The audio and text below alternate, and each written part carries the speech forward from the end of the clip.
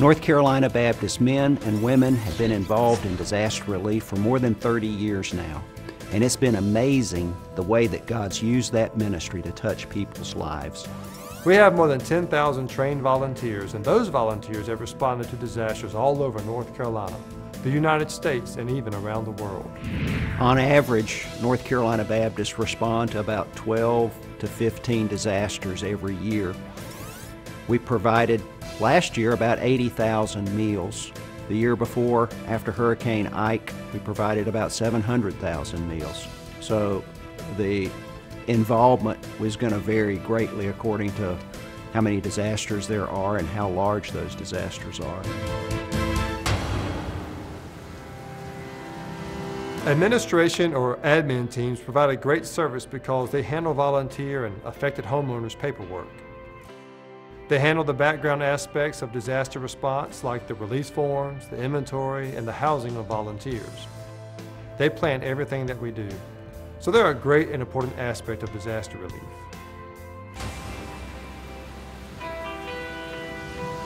As part of disaster recovery, we have trained assessment volunteers, and those assessment volunteers go in real early on, right after the disaster, and they survey the damage. They especially survey the damaged homes, and they talk to the homeowners, and they assess that project to make sure that it's a project that we can do with our volunteers in a safe way. After a natural disaster, there are lots of spiritual and emotional needs that the victims of that disaster have. And chaplaincy allows us to minister to those spiritual and to those emotional needs. Volunteers are trained in how to listen to and minister to the needs of people who were affected by the disaster. Emergency child care is another important way to minister to disaster survivors. We have a mobile child care unit that's available, and we have trained men and women who provide child care, so that volunteers will be able to drop off their kids, go back and work on their homes, and apply for emergency assistance.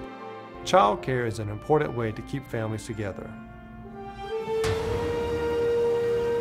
When there's a large disaster, good communication is essential, and the communication teams provide resources and knowledge on how to better communicate both on the site and from outside the area that was affected by the disaster. So those volunteers are involved in things like ham radio operation. They're also involved in helping set up internet communication to the disaster site. Mass feeding is one of the ways we minister to people after a natural disaster. In North Carolina, we have 5 large feeding units. That's amazing to me that God's given us those feeding units. Our largest feeding unit will do 30,000 meals a day. The next 2 largest units will do 20,000 meals a day each. Just those 3 units alone were set up in Baytown, Texas after Hurricane Ike, and we provided 60,000 meals a day to people in Baytown. Only God could do that.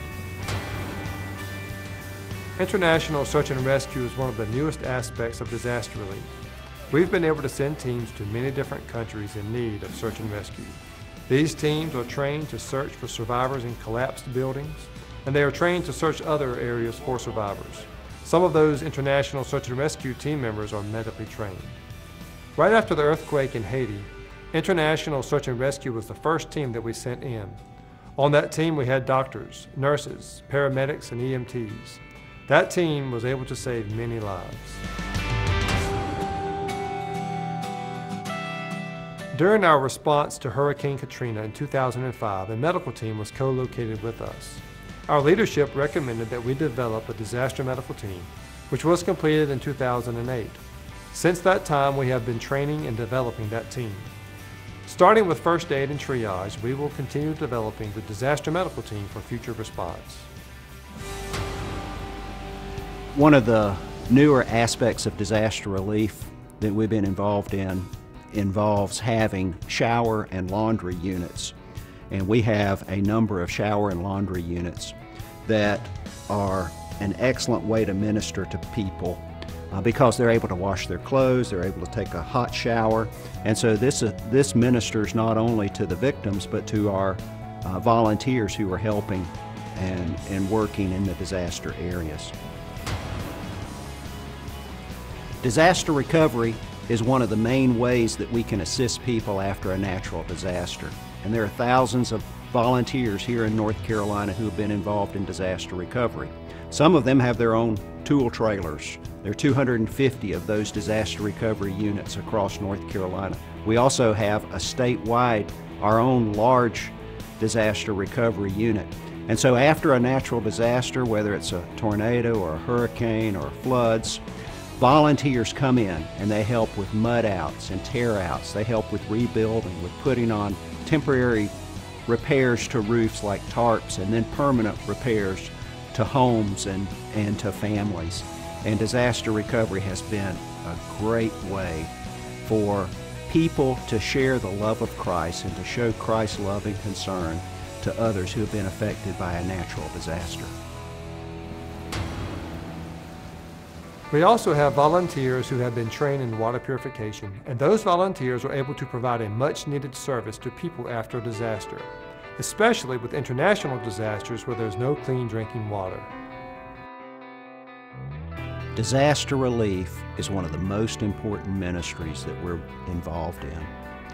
And disaster relief gives us opportunities to share Christ's love with people who've been affected by a disaster. Disaster relief gives us a chance to be Christ's hands and feet to hurting people. Like I mentioned at the very beginning, sin separates us from God. And gives us an opportunity to share His love and make Him known among people who don't know Him.